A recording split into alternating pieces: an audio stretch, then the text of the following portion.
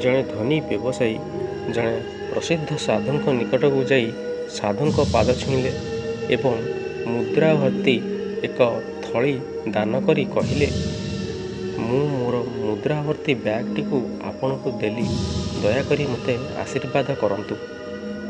ସାଧୁ କହିଲେ ଯେ ମୁଁ ତୁମର ଏହି ଦାନ ଚାହୁଁନାହିଁ।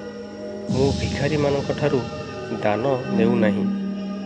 ସାଧୁଙ୍କ କଥା ଶୁଣି ବ୍ୟବସାୟୀ ଆଶ୍ଚର୍ଯ୍ୟ ହୋଇ କହିଲେ, ମହାରାଜ, ମୁଁ ଧନୀ, ମୋର ଅଗଣିତ ସୁନା ମୁଦ୍ରା ଅଛି।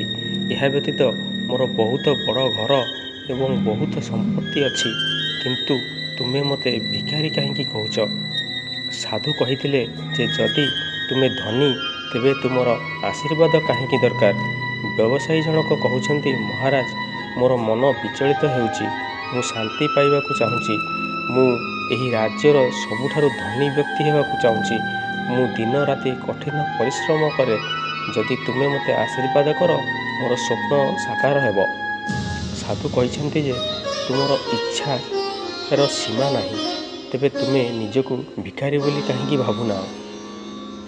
ଯେଉଁମାନେ କାମନା ଓ ବାସନାରେ ଫସି ରହନ୍ତି ସେମାନଙ୍କୁ କଦାପି ଧନୀ କୁହାଯାଇପାରିବ ନାହିଁ।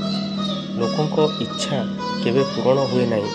ଯଦି ଆମର ଇଚ୍ଛା ନିୟନ୍ତ୍ରିତ ନ ହୁଏ, ତେବେ ଆମର ମନ ଶାନ୍ତ ରହିପାରିବ ନାହିଁ।